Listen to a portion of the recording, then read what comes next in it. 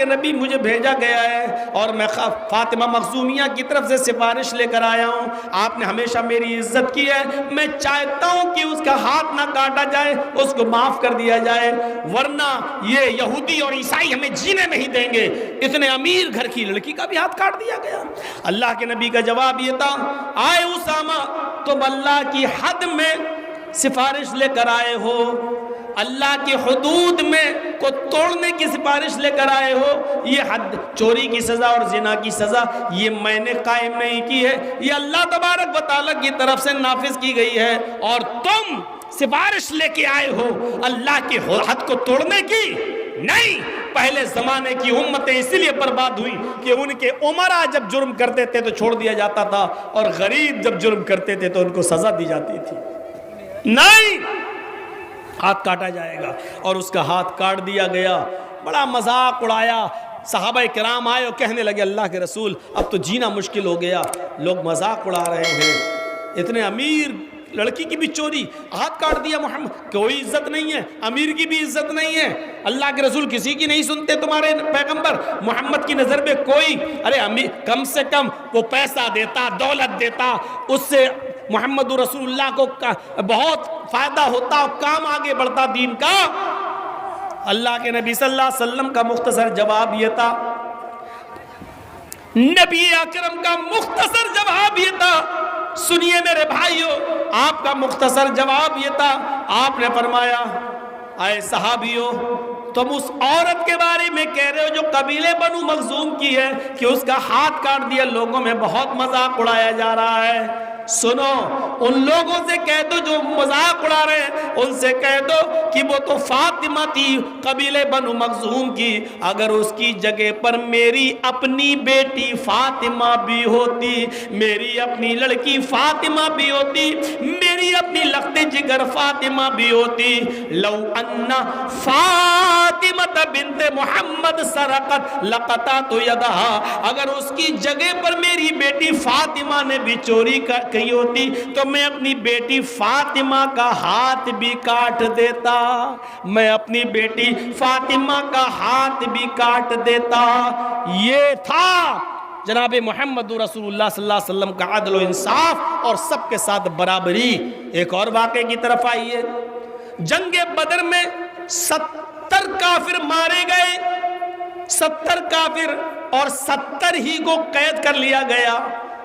लेकिन जब आपने सहाबा से पूछा इन कैद काफिरों का क्या करूं, किसी ने कहा इनको भी काट डालो, किसी ने कहा इनकी गर्दन उड़ा दो, किसी ने कहा नहीं इनको एक गड्ढे में फेंक कर आग लगा दो और जला दो, किसी ने कहा नहीं इनको माफ कर दो और छोड़ दो। अल्लाह के नबी तो बड़े रहम दिल थे, आपने ये मशवरा पसंद आया, आपने कहा ठीक है, छोड़ देने की बात ज़्यादा सही है, लेकिन इनको ऐसे ना छोड़ा जाए, इनके घर वालों से जुर्माना लिया जाए, माले फिदिया लिया जाए और उसके बाद में इनको छोड़ा जाए। आपने एक मियाद मुतय्यन कर दी, इतना इतना माल लाओ और अपना कैदी ले जाओ। एक जुर्माना होता है, आजकल कोर्ट में लगाती हैं, जज कोर्ट भी करती है इतना जुर्माना दो, चलो ये कर लो, चलो बिगड़ टिगड़ के पकड़े गए, इतना जुर्माना दो, जेल से बच जाओगे। कैदी लोग, आपने कहा इतना माल लाओ और ले जाओ। जानते हो उन कैदियों में 70 कैदी थे, 70, एक एक करके सबको छोड़ दिया गया, सबके रिश्तेदार आए, माल दे गए और अपना कैदी छुड़ा ले गए, सिर्फ एक कैदी बाकी बचा।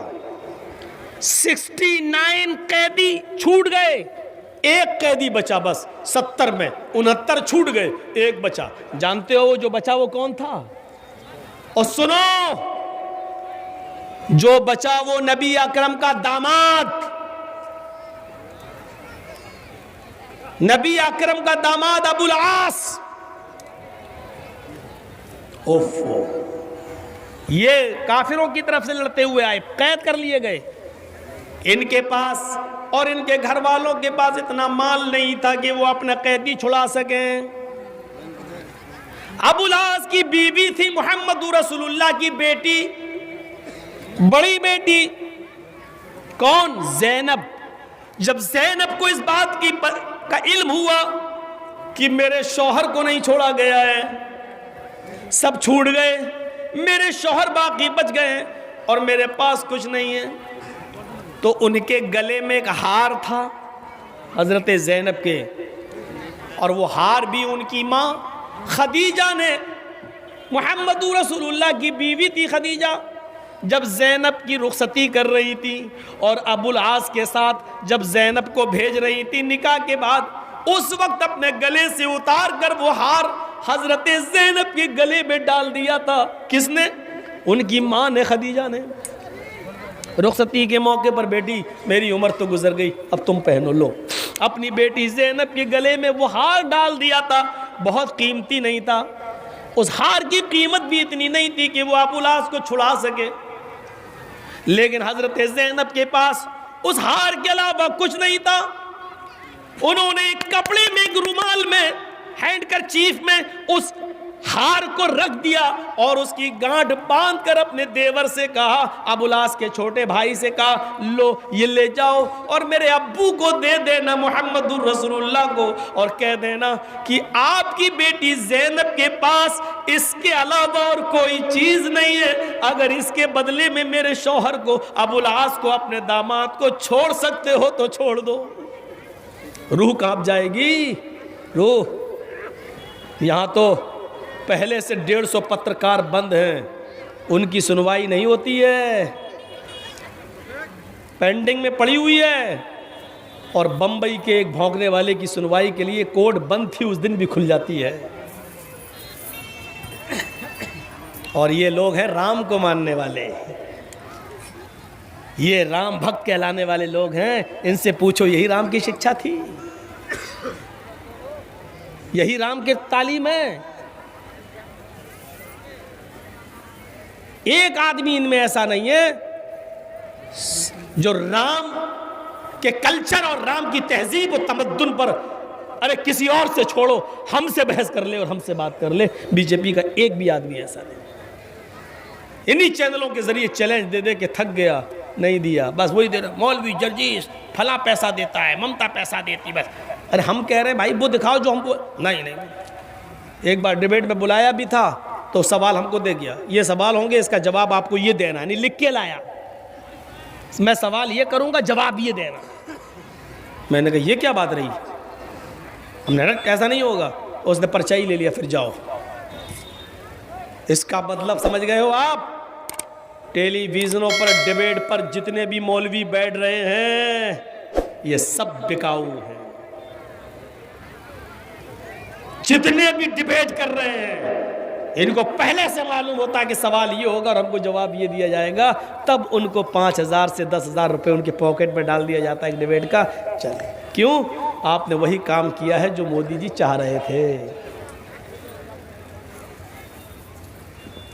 ये टीवी चैनल वालों, जिन मुसलमान मौलवियों को तुम अपने चैनलों पर डिबेट के लिए बुलाते हो, वो तुम्हारे पालतू एक सरमाया तो हो सकता है, पली हुई मुसलमानों के कायद नहीं है। वो किसी मुसलमान कौम ने उनको अपना रहबर और रहनुमा नहीं माना, तुम उनको चैनलों पे पेश करके मुसलमानों का रहबर और रहनुमा बताते हो। ऐसे रहबर और रहनुमाओं को मैं अपने बूट और अपने जूते की नाक में ठुकराता हूं।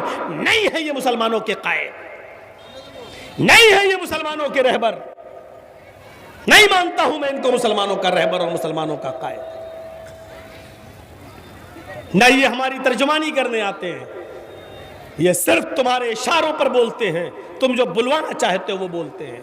चाहे वो 3 तलाक की डिबेट हो, चाहे वो सीए और एनआरसी के ऊपर डिबेट हो, और जो सही बोलने वाला है, जो खाल उधेड़ देने वाला है, जानकारी और कानून और संविधान को जो जानने वाला है, उसको तुम बुला नहीं सकते, क्योंकि तुम्हें मालूम है कि ये हमारे मतलब का नहीं है।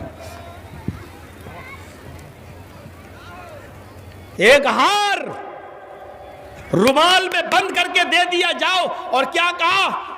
कह देना आपकी बेटी ज़ैनब के पास इसके अलावा कुछ नहीं है। अल्लाह के नबी ने भी 69 को छोड़ दिया, लेकिन अपने दामाद को नहीं छोड़ रहे हैं। इसलिए कि जो माल सबसे मांगा गया उनके घर वाले रिश्तेदार लाए ले गए। आया अबुल आस, तुम मेरे दामाद जरूर हो, लेकिन तुम्हारे रिश्तेदारों को भी उतना माल लाना पड़ेगा, फिर तुम्हें ले जाया जा सकता है।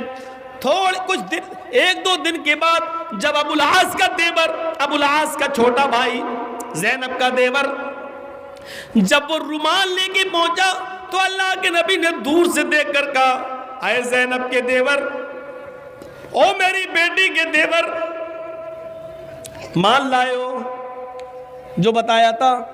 कहा नहीं, आपकी बेटी ने ये रुमाल दिया है, इसमें कुछ है। का क्या है? आप ही देख लीजिए। और आपकी बेटी ने ये फरमाया है कि मेरे पास इसके अलावा कोई चीज नहीं है, अगर इसके एवज में मेरे शौहर को छोड़ना चाहें तो छोड़ दें। अल्लाह के नबी ने इशारा किया, इधर लाओ। जब रुमाल खोला और वो हार जो कभी जनाबी मोहम्मद रसूलुल्लाह अपनी बीवी खदीजा के गले में देखा करते थे और आपको खुशी हुआ करती थी, वो हार खदीजा के गले में पहना हुआ कभी आप देखते थे, आपको 30 साल पुरानी खदीजा की याद आने लगी।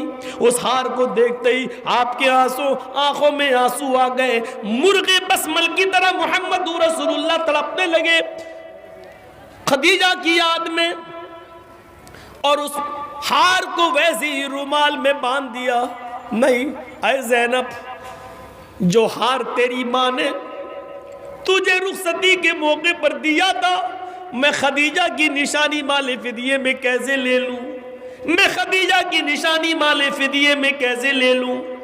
मैं नहीं ले सकता। हार वापस कर दिया और फौरन शूरा बुलाई। शूरा फौरन सहाबा किराम को बुलाया, फरमाया, साथियों क्या किया जाए, ये हार तो मैं ले नहीं सकता और तुम्हारी इजाज़त के बिना मैं अबुल आस को छोड़ नहीं सकता। सब कुछ है, हाकिम है, जज है, सुप्रीम कोर्ट के सबसे बड़े जज है मोहम्मद रसूलुल्लाह, लेकिन इसके बावजूद क्या कह रहे हैं, तुम्हारा जब तक मशवरा नहीं होगा मैं छोड़ नहीं सकता। यहाँ तो वन मैन हीरो, मैं ही हीरो हूँ। आम को इमली कह दूँ तो वो इमली ही है, और भक्त भी इमली कह रहे हैं। ये हाल है, ये सूरत, तुम्हारे मशवरे के बगैर नहीं छोड़ सकता। साहबा ने कहा, नहीं अल्लाह के रसूल, हम लोग, अरे आप नहीं, आप जो फैसला करें। नहीं, तुम्हारे रिश्तेदारों को तो मैंने माले फिदिया लेके छोड़ा, कल तुम ये मत कह देना कि मोहम्मद रसूलुल्लाह ने अपने रिश्तेदार को बगैर माल के छोड़ा। नहीं। अच्छा, सारे सहाबा ने कहा, अय अल्लाह के रसूल, हम दिल से आपको इजाज़त देते हैं कि आप छोड़ दीजिए, बगैर माल के छोड़ दीजिए।